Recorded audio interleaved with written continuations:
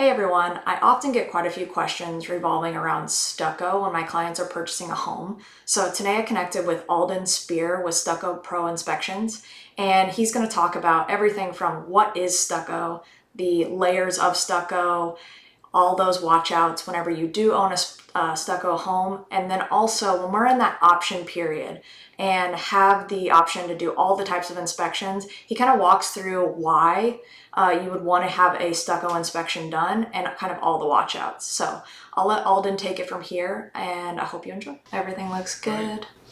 Well, we can get started. Yeah. So my name is Alden, and I am the owner of Stucco Pro Inspections, and I created this class for realtors to help realtors get a better understanding of stucco. So we'll get into some of that stuff in here in just a second. A little history about us. I'm the owner. I still do all the inspections, as well as we have another inspector, Tony. Most of our inspections are done with 2 people as well. So I was trying to start the class off with this. How much money would you want to spend on unexpected repairs within the first 6 months of owning your home? Now, most people would likely say 0. They don't want any unexpected repairs. So they probably wouldn't want 1,000, 5,000, 10,000, 25,000, 50,000, and certainly not $80,000. So $80,000 is what one homeowner got on a quote within about 5 months of owning his house for stucco repair. And we'll tell that story in a minute, but this story basically led me to create this class.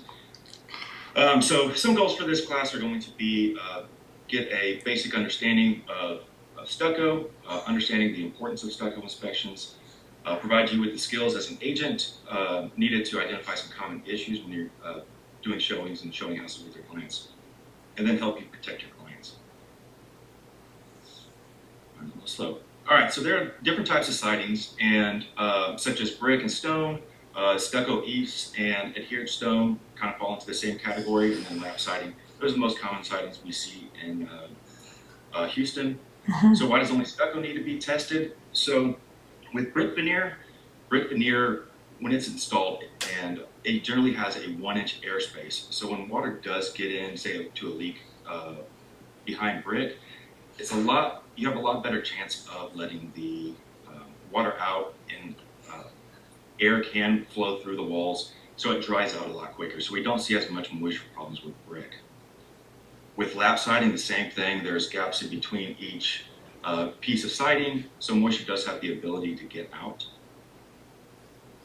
Another type of siding we see is exterior insulation finish systems. So these are not as common anymore on residential houses. We still see them on a lot of commercial buildings, but we see them in about 1 to 2% of the homes what we do inspect. And then stucco. Stucco is going to be basically 6 parts. So we have 2 water-resistant barriers, which is going to start over here. So it starts on the left, and then you'll have a second layer. In this illustration, they use felt paper. Then the metal lath is installed, and that's what's actually going to hold the stucco. So it's kind of like what keys the stucco. And then we have 3 coats that are applied. It starts with a scratch coat, then goes to the brown coat, and then it stops with the finish coat, and that's where we get our texture and the design that we want. So the reason stucco has issues with leaks is that stucco is applied very tightly to the house. So once that lath is installed, it's installed right over the weather-resistant barrier and right up against that wood sheathing, and then the stucco is applied right over it. So we don't have that 1-inch airspace that we get with brick or real stone. And stucco is also porous, so it can absorb some moisture, but it can also release moisture. So if moisture does get in, it can seep through the walls. And with us living in like a very, high humidity environment, are you seeing that more here than you would in, say, like Arizona, things like that? Yes. Yeah, so like Arizona and New Mexico don't have nearly the same issues that we have. And even Florida has adapted their own stucco code. So they do even more than what we do here. Got it. The new provisions in the 2021 code changes actually require a drainage mat to be installed, but even I'm still doing new construction right now, and it's still not getting installed because Houston hasn't adapted those changes yet. Got it. So We hear this a lot. This isn't that synthetic stuff, eaves, that has all the problems. This is real stucco. Back in the 90s, there was a big class action lawsuit that was like North Carolina, and it brought a lot of attention to eaves and a lot of changes in building codes because all of those houses are basically rotting out. But just to give you an example of what that looks like. So over here on the left, you can see that big chunk of foam there. That's what's going to be applied when it's finished. It looks like stucco. So it's actually just a form of insulating a house. But it looks just the same as stucco from the outside, and it has the same issues as stucco does. And here's just an example of what real stucco is. So when I hear people say, this isn't eaves, it's real stucco, well, the same problems do exist. Yeah. Is this a pretty extreme case? Yeah, that one is a pretty extreme case. So this one was missing kick-out flashing up here at the roof intersection, which basically caused all of this damage to that $10 piece of missing kick-out, which I'll show you some examples of that here in a little bit. Perfect. So do all stucco homes need a stucco inspection? So I'm always going to say yes, and hopefully at the end of this class you can agree, but we'll get to some of that stuff real quick. So some of the replacement costs, these are just some numbers I pulled off Google, don't quote me on them. Sure. But a water heater, $1,500, $2,500, air conditioner, $5,000 to $10,000. Could be more. Yeah. Foundation repair can be all over the place. So I just put 5 to 15. Yeah. Roof replacement, that can start around 15 depending on the size of the house. Those are covered. I put HI over there. That's covered in your home inspection.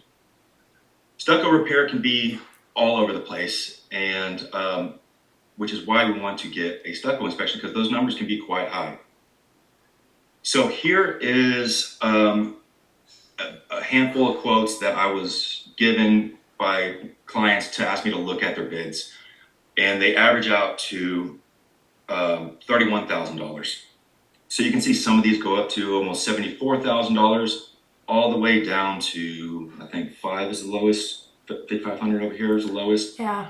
So stucco repair can be quite expensive, and it's generally only going to be found during a stucco inspection. A home inspection is only going to be able to notice surface issues, but once we actually get to testing homes, that's when we can really see what's going on with the stucco. And I'll pause here. Anyone listening at this from the homeowner perspective, and we're under contract in that 7-day period, and we have a home with stucco, this is the time to get with Alden and his team at the same time that you're scheduling that homeowner's inspection in that 7 to 10 day option period. That's whenever we would go and have this inspection done. And then we get a quote and understanding of if there are repairs that are required. And then on top of that, if there are, a number value that we can either negotiate with the seller on and make sure that you're protected. Because the last thing I want for my clients is to get on the other side. Now we own the home and now we have issues. And then you get stuck with that bill. So I'd much rather see that bill in the option period where you have an exit door rather than getting on the other side of that. Yeah. And we also do pre-listing inspections too. So a lot of clients don't want to get that surprise. Yeah. So we do pre-listing a lot, and that just helps people prevent having some kind of crazy number. So not all homes are going to have stucco issues. I'll mention that quite a few times. But these are just some scenarios and what can happen. Yeah. So just to give a little base on who our clients are. So we do about 50% real estate transactions and 50% homeowner. The reason I say that is because a lot of people are not getting their stucco inspection whenever they're buying a home. So I just put some little rough numbers that I kind of just made up with what we get. So I've got the less than 1 year of our homeowner inspections, our homeowner inspections, people that own the home for less than 1 year, about 60%, 1 to 2 years, 20%, and over 2 years, 20%. So we're doing quite a lot of inspections for people who did not get a stucco inspection when they bought the house. So this is that $80,000 story I was talking about earlier. So I did an inspection for a guy. He had bought the home 5 months ago. He had a 4-story house with a roof terrace. The home inspector had recommended repairing some cracks. That was the extent of what the home inspector had written up on this house as far as the stucco goes. He was not advised to get a stucco inspection by his home inspector or his agent. He calls the contractor to address the cracks. Contractor refuses to touch the home without a stucco inspection, which is going to be the case for most Yeah. reputable stucco contractors. They're not going to touch houses without a stucco inspection. And then we go out there and we find extensive rot starting at the roof terrace leaking down this 4-story walls. He got a quote, $80,000 to get it repaired. Again, he had just bought the house 5 months ago. Yeah. He is as livid as could be and is asking me if he can sue the home inspector, the agents, the seller, and basically kept telling me I could have bought a effing sports car and instead I got stucco repair. Yeah. So he was very livid. I did not advise him on suing anybody. That's not what I do. But Right. he was very mad. And whenever we got done talking, he said, I never even heard of a stucco inspection. I went through my home inspection report. Nothing in there said to get a stucco inspection. My Right. agent didn't tell me anything. So after that, after dealing with him, I said, I need to put a class together and try to help agents understand that, what it is we're looking for and why it's important to just go ahead and get it before you purchase the house. Absolutely. And again, like I say it a few times during this presentation, not all stucco is bad. We just need to know what's going on. Absolutely. So the 2 biggest contributors to stucco failure are going to be poor installation by the contractor. There's no real requirements or licensing for people to put on stucco. So anybody can just start doing stucco and they might get hired by a builder and they really don't know what they're doing. The details don't get installed. And it is a science. So I study building science, and the reason I study building science is because we need to figure out how to divert water. So there's poor installation is going to be one of them, and then the next is going to be lack of maintenance. So many homeowners simply don't know that stucco needs maintenance. Now all home exteriors do need maintenance, just the effects of failing to maintain a stucco home are just greater, which is why we came up with that 10-page document. Now that you have had a stucco inspection, it's just a maintenance guide to help you maintain your stucco once you do buy a house. Absolutely. With the construction issues, are there like inspections that are done throughout the building of those properties that should prevent that? And why are they getting through, those construction? How are they passing those permits or whatever to kind of get to the point where it was poor construction in the first place, and to a homeowner from the outside, you don't know. You don't know what you don't know. Yeah. So when people are building, we do what we call the lab inspection, which is once the lab goes on, we come out and do an inspection, making sure everything looks good. So we did one a few weeks ago. A lot of the penetrations in the walls were done wrong. They had used a certain type of tape to flash wrap all the pipes and stuff, which is was very wrong. The house was guaranteed to leak. So we came out there and noticed some issues. The builder was probably the most receptive builder I've ever had. He wanted to know everything that was going on and said that if I find anything, he's going to have his guys out there tearing it down. And sure enough, the very next day he did. So he had. I would like to get that builder's name, because right? Yeah. I have a good list and a bad list, so I would like to add them. That's fantastic to hear. But yeah, he had him out there fixing it the very next day. That's fantastic. Yeah. So it is very important, but again, we very rarely get people calling us for new construction, and you'll see why that's a bad idea here in a few minutes when we get to some of the pictures. Yeah. But so I put together some of these common reasons why people skip the stucco inspection and why this is a bad idea. And people actually call me to discuss this and then still choose to skip it. So these are reasons people tell me over the phone. So I don't need a stucco inspection. Looks good to me. So the way stucco looks, if it looks nice and pretty, that doesn't have anything to do with it leaking. That's fantastic. Homes can leak and look beautiful. They can be painted 2 months ago and everything was covered up. I'll show you some pictures of that here in a second too. But just by looking at it, you can't tell whether or not it's in good shape underneath. Yeah. Another one we get is this is a however many $1 million home. There's nothing wrong with the stucco. The price tag on the house does not have any relation to its ability to prevent moisture intrusion. The guys that put stucco on the house on a $10 million house might have done the other $300,000 houses in the next zip code over. Just because there is a big price tag on the house does not mean that they have specialty stucco installers. Let's see. And the home inspector didn't mention much on the stucco, so it's good. Go back to that $80,000 story.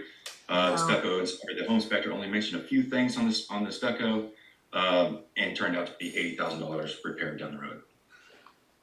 Yeah.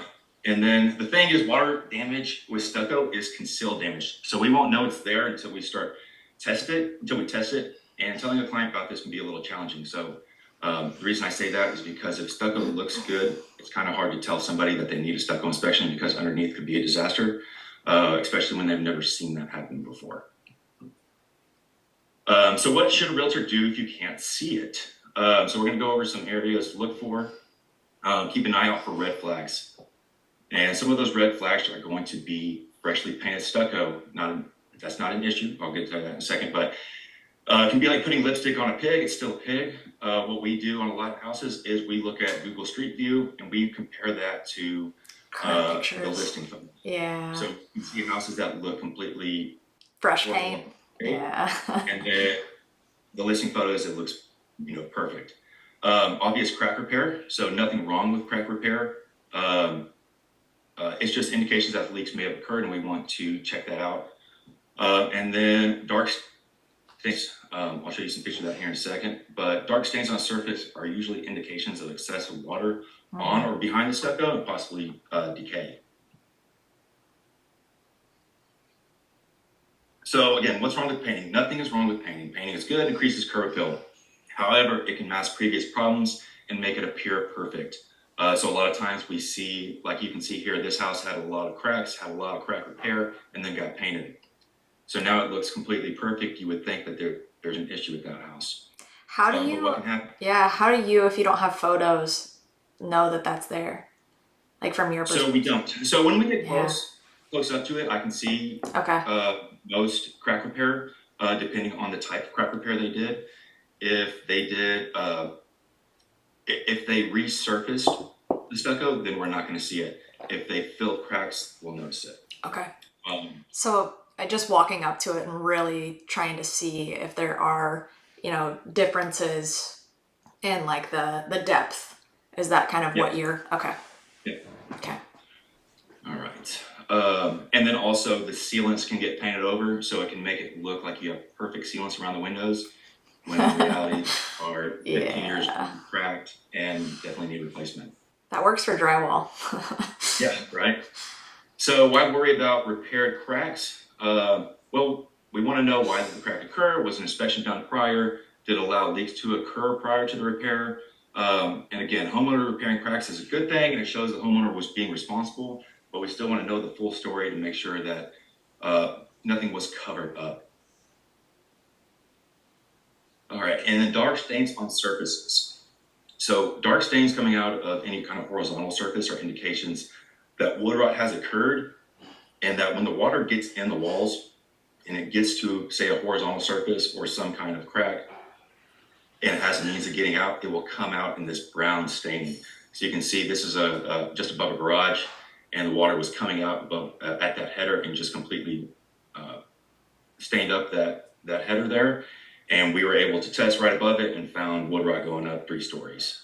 Is that like the wood, or is that one of the layers of the stucco just kind of leaking its material? That's going to be the wood. So the wood sees the water, it starts to decay, turns brown, and then water continuously runs over it, brings it out to the surface. Got it. So leaks below the balcony. So you can see here, this was one we did for an HOA. We did, I think, 5 houses, and each one of the houses had this leak here. So you can see the brown staining just coming out from below that balcony. This is just the soffit we're looking at.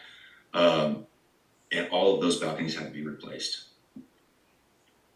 So top 5 stucco issues. So these are just our personal ones, but we're going to say sealants, flashings, flat surfaces, cracks, and missing drainage. So I'm going to go over those, show you how to identify them. Okay. Let's see. So sealants. Sealants or caulking required at basically any type of penetration or transition. So windows, doors, stucco abutting a different material. So if it goes to a different type of siding, that needs to be sealed. And then all penetrations, electrical, plumbing, HVAC, guardrails, fasteners, and then any other opening in the stucco system. So here's just a few examples. So here's just failed sealant between a window and this adhered stone wall. Here is a roof flashing, and there was no sealant underneath this one, so if any water flows over or down this wall, can go right in. And then any type of penetration into walls. So even the small ones, we always want to get sealed. All right, so we were going over sealants. So why is sealant or caulking crucial to the performance of stucco? Well, it keeps water out of your walls. So all those little gaps that are created by windows, different materials, penetrations, anything like that, are all areas where water can get in. So we need to have sealant there, and it's be in good condition. Over time, it can dry out, crack, and separate, which can allow leaks to occur. So a little example I did with the little water droplets here is water going in, running down this window, and then getting into these small separations of the sealant there. So the next one is going to be flashings. And what flashings are going to be thin metal that is used to prevent water penetrations or seepage into the walls. And the most common ones are going to be kick out, end dam, drip edge, and cap or coping flashing. I feel like this gets glazed over a lot in inspections, while flashing is incredibly important for both non-stucco and stucco homes. Yes. And, we see it missing a lot, and I don't know how building inspectors are not doing it. I don't know if they're getting ladders out or using anything to inspect these areas. I don't know. But we see missing kickouts a lot. So on the left here, you see just an example of what kickout is. When water runs down, shoots the water into the gutter. And then the example on the right, there's nothing there. So when water runs down this wall, when it gets to this corner, it has the ability to get in. So there's just a little illustration showing how kickout flashing works. And then here's just an example of a house we did. Had missing kickout on both corners of the chimney there. So water flowed into the wall, causing enough damage that the two-story chimney had to be torn down, and as well as the walls adjoining that chimney. Water was running down the roof, around the chimney, and the missing kickout flashing allowed it to just flow right in. And this is way more common than you would think. Yes. And here are examples of what that missing $10 piece of kickout flashing could have prevented. So, gosh, the crazy part is these are thousands of dollars in repairs for something that could have been prevented with a $10 piece of metal. Let's see. End dam or diverter flashing, a few names for the balcony flashing here, but balcony flashing basically works the same way as kickout flashing, and it just diverts water from going into the wall as it runs off the edge of the balcony. I see this missing a lot. Yes. Now, a lot of homes don't have that, or they cut it almost flush with the wall, and that it's not going to do anything. So when we have like that good 4 inches of it coming over the wall, it's going to definitely help prevent water from going into those corners. Here's a $6.5 million house we inspected a few months back. Contractors were called out to give this house a facelift and kind of remodel the front entryway. Yeah. And whenever they're doing some work, they realized that they had extensive stucco damage here and wanted the rest of that house looked at. So here's just another example of that same house. You put your finger through it and the wood would just completely decay. It's go ahead. It's so bad. Yeah. And then here's just right underneath it where water was coming down that arch and just collecting at this bottom here. How long do you think it took to get from that point to that point of damage? Was that a year? Was that 5 years? What? Probably, I would say within a year, probably, if water was flowing in every time it rained. Yeah. It just depends on how quick the water can get out and how long it stands. So if it rained and it basically pooled in there and held like a pool, then it's going to be much quicker. Yeah, that makes sense. Drip edge flashing, it kind of goes hand in hand with our diverter flashings at the corners of the balconies. You can see the picture on the right. You've got diverter flashings at both corners and then a nice drip edge on the edge. So a common problem we see with that is they rust out, especially when tiles are installed over them. So people try to do this as decorative, but what happens is it kind of traps the water in between the tile and that flashing, and then causes it to rust out. When it rusts out, water just starts seeping through all those pinholes and causes a lot of damage. Flat horizontal surfaces. This is a big red flag for us. So ideally, we want a piece of cap flashing over top of these, and I'll show you what it looks like here in a second. But these flat surfaces are very prone to cracking.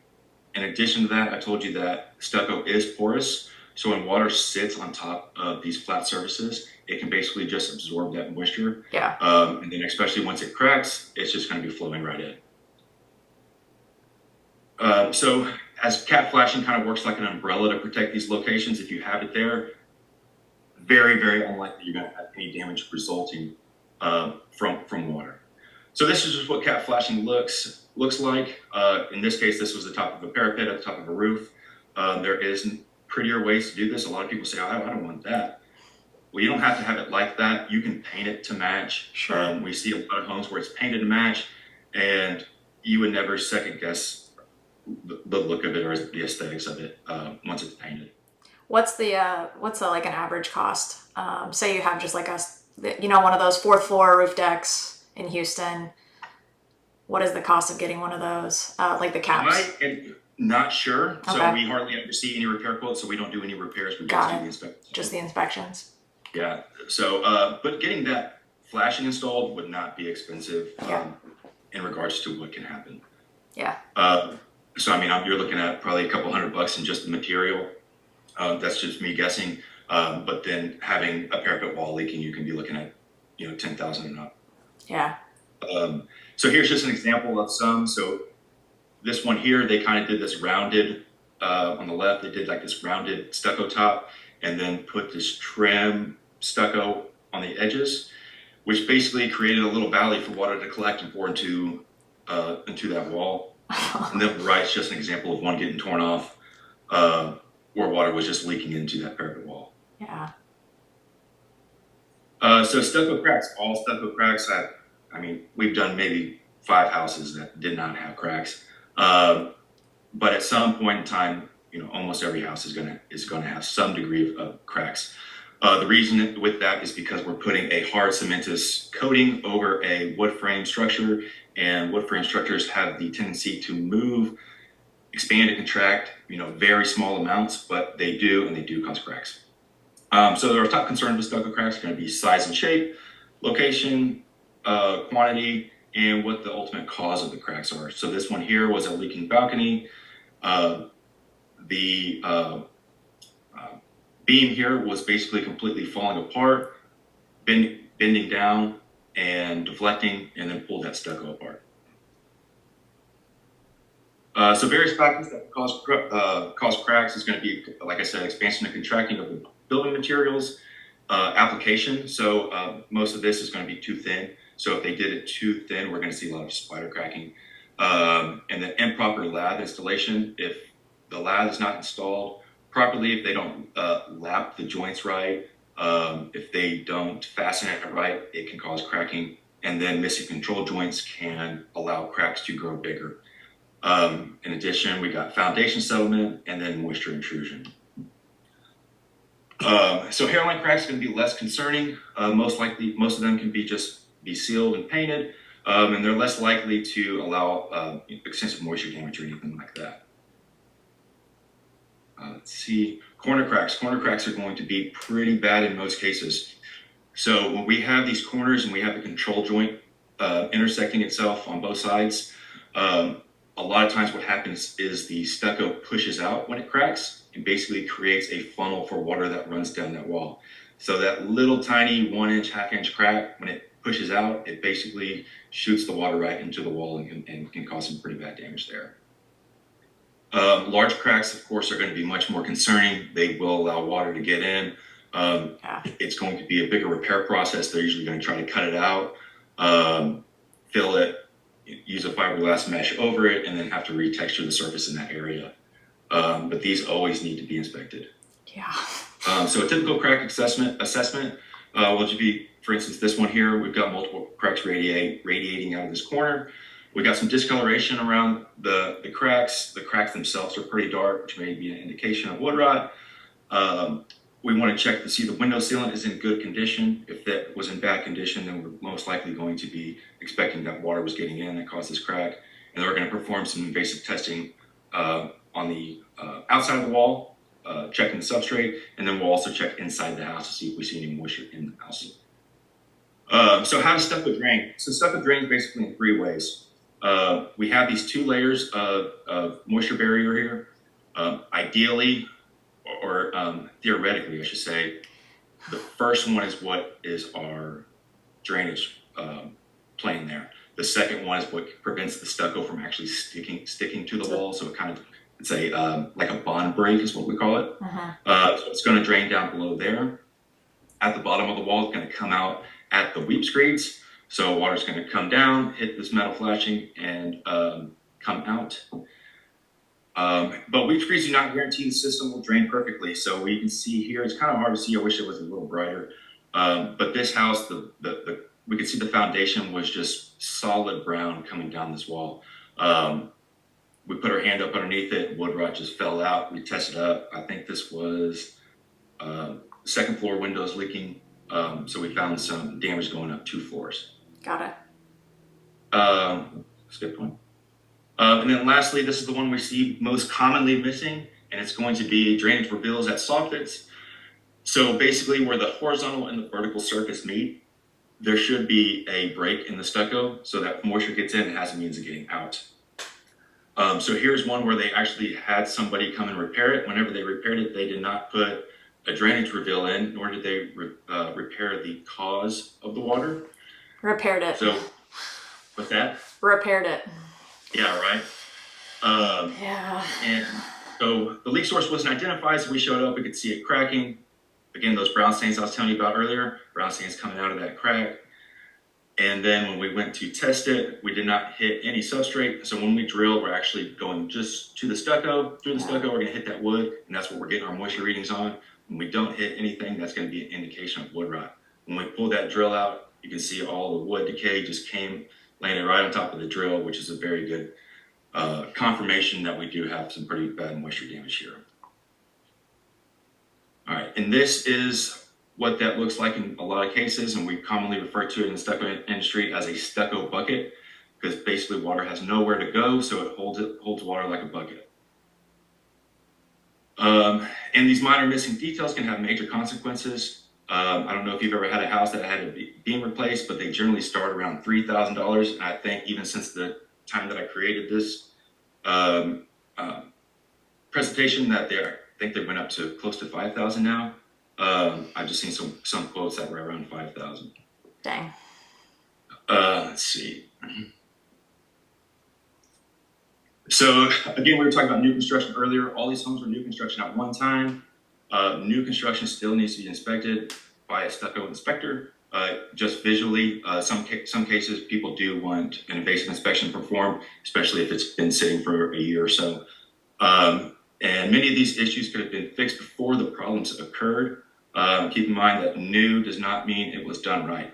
A lot of the houses that we inspect are missing details that should have been there when the house was built. So final topic, discussing the report with your client. So when we give stucco reports, we include a lot of stuff, but a lot of those items may be very minor or something noticed from the original installation that don't necessarily need immediate repair or lots of money. So for instance, we've got tree branches touching the wall, mold's too high, the gutter downspout was discharging on the wall, some surface stains need cleaning, sprinkler head spraying on the wall. So all those are very minor, but when you see that on a report, 6 items on a report saying that there's stucco issues, it's good just to know what is an issue and what just needs to be addressed. That can be DIY or just having a handyman come look at something. And then not all items on a report are repair items. Improper but functioning does not mean it needs to be repaired. Whenever we do our rundowns with our clients, we always explain, whether or not something is improper and needs repair, or if it's improper and still functioning. And we are always, of course, available to go through the report with clients, educate them on everything and what needs to be done. And of course, everything can be fixed. So if somebody loves a house, please don't walk away from it. It can be fixed. unless sellers aren't budge. Yeah. So a few key points to remember. A home inspection is not a substitute for a stucco inspection, nor should it be a determining factor on choosing to get a stucco inspection. The reason I say this is because I've performed hundreds of home inspections before moving over to stucco inspections, and there's no way to completely evaluate the stucco without a proper stucco inspection. I work with many of the top inspection teams in Houston, the home inspectors, and they're very well trained at what they're supposed to do. They never catch all of the issues that we're going to find during an exhaustive stucco inspection. It's unreasonable to expect them to. We're laddering every inch of the stucco, basically breaking it down with a microscope, getting into every single possible area where moisture could get in. Home inspectors just simply don't have the time to do something as exhaustive as what we do. They have to look at the whole house. They just simply can't look at every inch of the stucco during a home inspection. Again, a price of a home typically does not have anything to do with its ability to prevent leaks. We found plenty of serious issues on a home priced over $10 million. So a lot of these really big homes can have really big issues. So I put this in here. See the pinned video on our Instagram page. We thought we hit a water line. We were testing a balcony. We were testing a balcony that was built in the back of a house next to a pool. And when we drilled it, water started flowing out about 10 feet from the wall, just spewing out. And my inspector grabbed me. He said, "I don't know what's going on." So we went over there and I said, "Oh my gosh." I said, why would there be a water line in this There's not. balcony? It doesn't make any sense. We're going through everything we can possibly go through. Yeah. Trying to figure out what was going on. And then after about 10 minutes, it started to, the distance of the stream got smaller and smaller and smaller. And it ultimately leaked, kind of flowing out for about 15 minutes. So that balcony was holding water like a pool. Craziest thing I've seen on a stucco inspection. We've had water pour out of holes before, but 15 Not minutes like that. Yeah. That caught our attention. Sure. And again, beautiful looking stucco can have the same issues as poor looking stucco. We pulled up on many inspections that looked like a cakewalk and turned out to be a complete nightmare, and vice versa. We actually kind of make a joke out of it when we accidentally say this one's going to be a nightmare or this one's going to be easy, because it bites us in the butt every time. Yeah. At least when we say it looking good.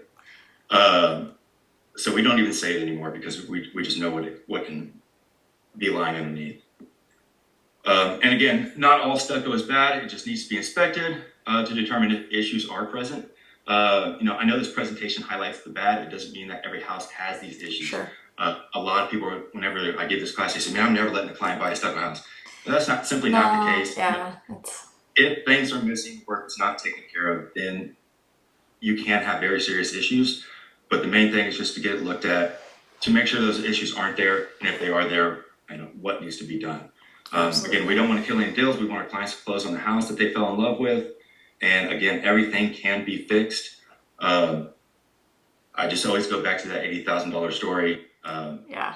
Awareness is everything. Yeah, I always, advise clients or my agents, just at least tell your clients to do it. Mm-hmm. If they continuously refuse, you don't have to end up like the agent that had that $80,000 repair quote client who was completely, livid at his agent. Absolutely. But other than that, that is all I have. Okay. I do have a... Go ahead. Yes. Okay. So one of the things that I thought, so I've worked with Alden's team from the buyer's perspective, and one of those things that I thought you guys did a fantastic job of is with the stucco inspection, which to the point of the home inspectors, they cannot drill holes, they cannot do anything for the things you cannot see for a regular home inspection. And what Alden's team is, they do something very different than that. They go within the stucco and drill holes. And what that requires is, from the buyer's side, is I'm required to go to the seller's agent and say, "Hey, we need your seller's permission to drill holes in your home," because regardless of it being under contract, it is still the seller's home until that home conveys at closing. So one of the things that Alden's team does is they offer to call the homeowner. They offer this really nice, I think it's like a 2 or 3 page, here's what's going to happen. And here's how we plug, the drill holes and everything, just to make sure that, it's in as good or better condition after we leave it for the inspection. And then on top of that, you guys are very communicative when you're on site and send pictures afterwards. So that's one thing that I think is fantastic. And what you do is whenever we are under contract and there are multiple parties involved, that your education and communication is by far fantastic. So. Yeah, and again, we do carry about 20 different shades of neutral colors with our sealants. So when it comes, a lot of people are very worried that we're going to kind of make these nasty holes in their house. Yeah. And at the end of the day, we take a lot of pride. We've performed hundreds of inspections every year, and we've had 0 complaints by any seller. Yeah. Just because we carry so many colors. The only time we ever run into, if you would even want to call it an issue, is if we have like a blue or pink house. In those cases, we're always going to ask, hey, do you have the paint? Yes. And if not, we'll most likely be using a clear, which is also not very noticeable. The holes are very small. They're about the size of a chopstick. So it's not like we're putting, Sure. 1-inch holes or 2-inch holes in somebody's house. So we do take a lot of pride in making sure that they are as invisible as possible. So fantastic. Well, thank you for doing this for us today, and hopefully this helps someone in the future just not only understand stucco, but also understand the implications if you don't get an inspection and what that could cause. So thank you. Yeah, absolutely. Thanks for having me. Awesome. Thank you. We'll see you.